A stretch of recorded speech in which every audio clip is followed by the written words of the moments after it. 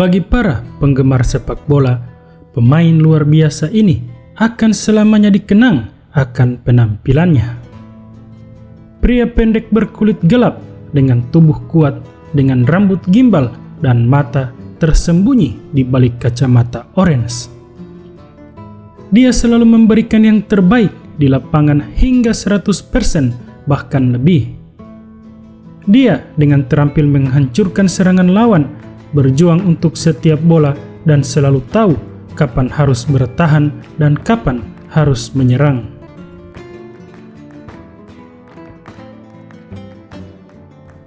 Tidak semua pemain menyukai gelandang berbakat dengan karakter yang sulit. Pesepak bola itu menunjukkan temperamen yang meledak-ledak tidak hanya di lapangan, tetapi juga di luar lapangan. Tetapi semua orang menghormatinya karena profesionalismenya. Tampaknya Edgar Davids tidak dapat memiliki julukan lain selain Pitbull karena ia mengambil bola bahkan dari penyerang paling teknis sekalipun. Dia seperti yang mereka katakan, menggigit lawan dan tidak memberinya kesempatan.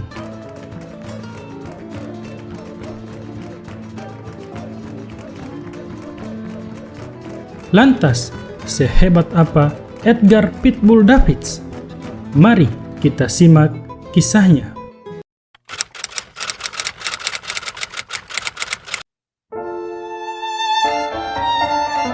Might break here, Tottenham. Edgar Davids have got 4 getting forward here. Spurs, we can only have 3 back. It's Davids, and it's still Edgar Davids, and it's his first goal.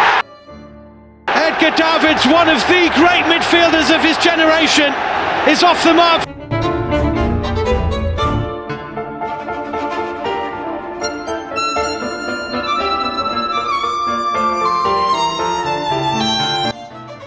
Edgar Davids lahir di kota Paramaribo di Suriname pada 13 Maret 1973. 4 tahun kemudian, orang tua dengan seorang anak laki-laki pindah ke Amsterdam, dan di sana Davids mulai mempelajari dasar-dasar sepak bola. Benar, kemiskinan orang tua tidak memungkinkan mereka untuk menetap di bagian kota yang layak, dan keluarga Davids menetap di kawasan kriminal. Jadi, tim pertama Edgar adalah orang-orang dari daerah tertinggal di ibu kota Belanda, dan lapangan pertama adalah halaman dan juga gerbang. Tentu saja, impian semua anak laki-laki di Amsterdam yang mencintai sepak bola adalah belajar di salah satu akademi terbaik di dunia, yaitu Akademi Klub Sepak Bola Ajax atau De Toekomst. Tapi itu tidak mudah. Ada 2 cara untuk sampai ke akademi terkenal itu. Yang pertama, disukai oleh banyak pengintai klub yang menonton kandidat yang mereka sukai dan kemudian merekomendasikan mereka ke pelatih. Atau yang kedua, berbicara di pertunjukan bakat. Ajax mengadakan kegiatan seperti itu setiap tahun. Selama 3 hari, ribuan anak laki-laki mendemonstrasikan keahlian mereka, dan yang terbaik masuk ke akademi. Berkat ulasan inilah Edgar Davids masuk ke De Toekomst, akademi sepak bola pada saat Davids masuk akademi. Dia sudah berhasil menjadi pemimpin geng lokal dan menganggap pertemuan semacam itu sebagai semacam perlindungan. Di tim, ia juga memilih untuk bekerja sama dengan Patrick Kluivert dan Clarence Seedorf yang terkenal kejam, yang juga berasal dari Suriname. Orang-orang itu menyebut persahabatan mereka dekabel atau berpegangan satu sama lain, menghentikan serangan rasis, terkadang tidak melepaskan tinju mereka. Di De Toekomst, dia berlatih keras bersama rekan satu timnya, mengasah kemampuannya dan mencari posisi di lapangan. David sendiri ingin bermain menyerang, namun para pelatih menempatkan Edgar pada posisi gelandang bertahan.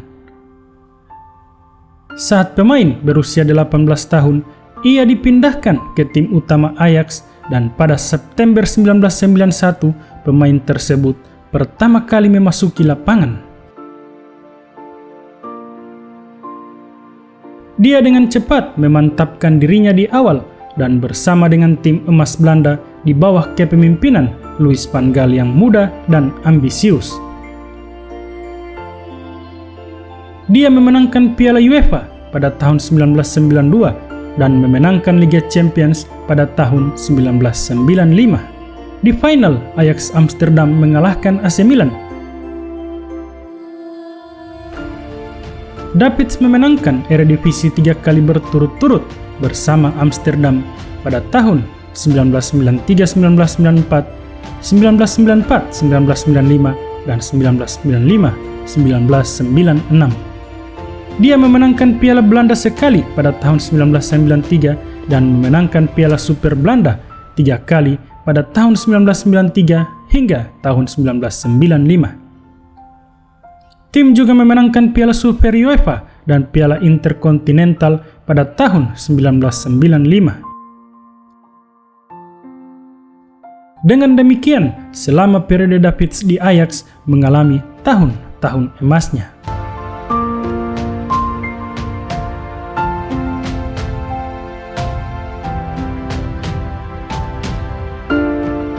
Sejauh ini, tim belum mampu meraih kesuksesan yang sama di kompetisi Eropa. Kemudian, julukan Pitbull diberikan kepada pemain Belanda itu di Ajax. Dengan saran ringan dari pelatih Amsterdam, Louis van Gaal, Davids mulai dipanggil di Belanda dan kemudian di seluruh dunia. Total, Edgar memainkan 106 pertandingan untuk Ajax dan berhasil mencetak sebanyak 20 gol. Setelah mengalami kesuksesan bersama Ajax, kemudian Davids pindah ke Milan. Tetapi dia menyebut 2 tahun di klub ini sebagai yang paling salah dalam karirnya. Hampir di awal musim, pemain tersebut mengalami patah kaki dan absen untuk beberapa waktu. Lebih-lebih lagi, pesepak bola itu memulai perkelahian dengan penduduk kota yang diduga mengeluarkan komentar rasis terhadapnya. Kemudian, memamerkan tinjunya dalam latihan melawan legenda Rossoneri, Costa Curta, dan terlebih lagi bertengkar dengan pelatih kepala merah hitam, Fabio Capello.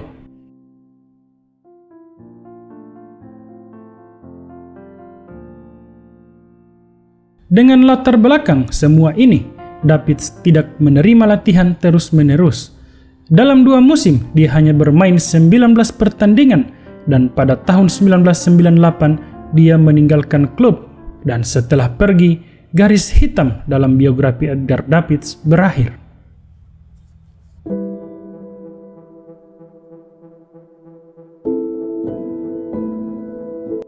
Di tahun 1998, dia menjadi bagian dari klub Turin. Karir Davids kembali melejit. Dia menjadi salah satu pemimpin Juventus, membantu klub memenangkan Serie A 3 kali pada tahun 1998, 2002, dan 2003. Dan hampir mengulangi kesuksesan Ajax pada tahun 1995 dengan menjuarai Liga Champions. Tetapi pada tahun 2003 di partai final, si Nyonya tua sedikit kurang beruntung. Adu penalti dengan Milan berakhir dengan keunggulan Rossoneri, dan di Juventus itulah citra terkenal Edgar Davids, pemain sepak bola berkacamata, berkembang. Pada tahun 1995, pemain tersebut mengalami cedera kepala yang menyebabkan penyakit mata yang disebut glaukoma. Kemudian, masa depan pemain asal Belanda itu dipertanyakan, namun ia masih bisa kembali ke lapangan.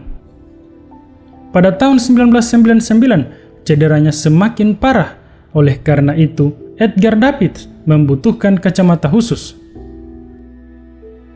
Menurut persyaratan FIFA, Anda tidak boleh tampil di lapangan dengan kacamata.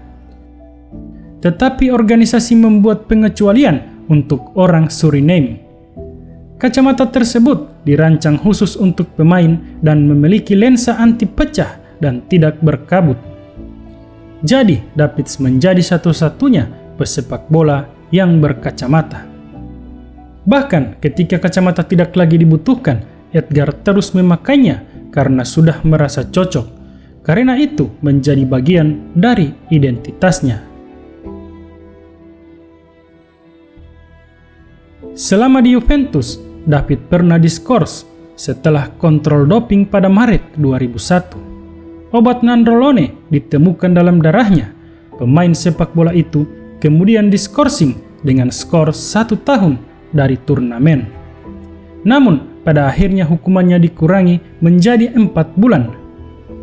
Kemungkinan besar obat terlarang itu masuk ke tubuh sang gelandang karena kesalahan para dokter. Secara umum, waktu istirahat yang dipaksakan sama sekali tidak mempengaruhi permainan pemain. Dan musim berikutnya, ia kembali ke skuad dan dengan cepat mendapatkan kembali performa sebelumnya.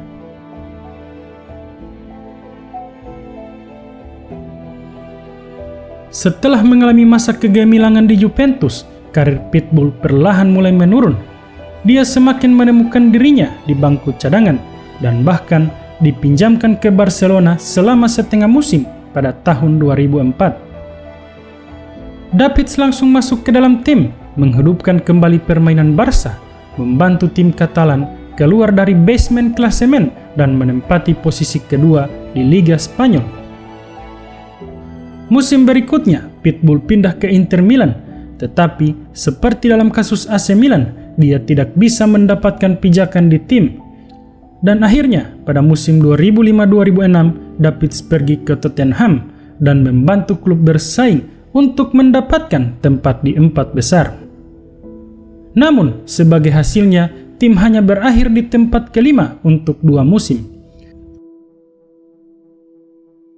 Pada tahun 2007, Edgar kembali ke klub asalnya Ajax, di mana dia menerima ban kapten dan memenangkan Piala Belanda bersama klub setelah dalam drama adu penalti, dia melakukan tendangan terakhir yang menentukan kemenangan Ajax tersebut. Di akhir musim, David menjadi agen bebas dan pada 2010 ia menandatangani kontrak dengan klub Inggris, Crystal Palace. Tetapi setelah 3 bulan, manajemen memutuskan kontrak dengan kesepakatan bersama. David menandatangani kontrak dengan klub Liga 2 Inggris, Barnet, dan menjadi pemain sekaligus pelatih. Namun, menyeimbangkan 2 posisi terbukti sulit, dan setelah David menerima kartu merah untuk ketiga kalinya musim itu, dia memutuskan untuk gantung sepatu dan fokus pada kepelatihan. Benar, dia tidak bertahan lama dan keluar dari tim pada akhir 2013.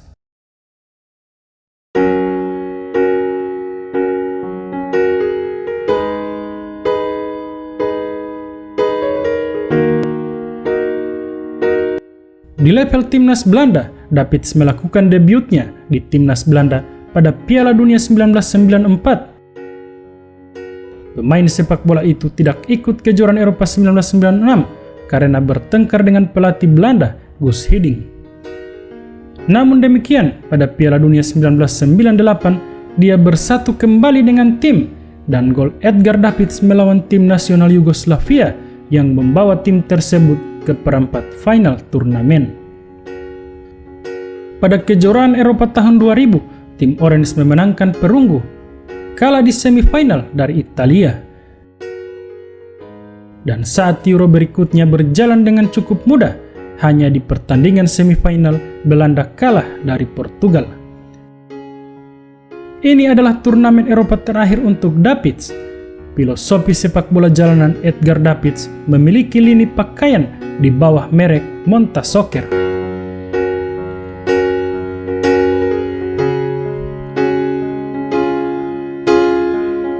Menurut majalah World Soccer, Edgar Davids masuk dalam daftar pemain sepak bola terhebat abad ke-20. Karena keras kepala dan tidak bermoral, Edgar mendapatkan julukan Pitbull. Tapi itu bukan satu-satunya. Orang Belanda itu juga disebut Bulldog, Piranha, dan Predator. Pesannya sama, Mitra tidak terlalu menyukai Davids ketika ketidakmampuannya untuk mengendalikan diri. tetapi tidak ada yang dapat menyangkal dedikasi yang luar biasa dan tingkat profesional yang tinggi dari gelandang ini.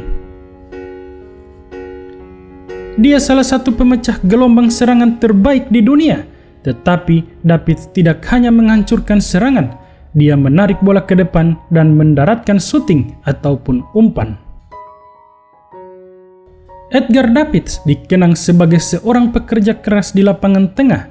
Kekuatannya dan daya cengkramnya terhadap bola diakui oleh manajer-manajer yang pernah mengasuhnya. David cocok untuk ditempatkan sebagai gelandang bertahan yang bersifat pekerja, karena kengototannya dalam mematahkan serangan lawan dan kemampuannya dalam mematikan gelandang menyerang lawan.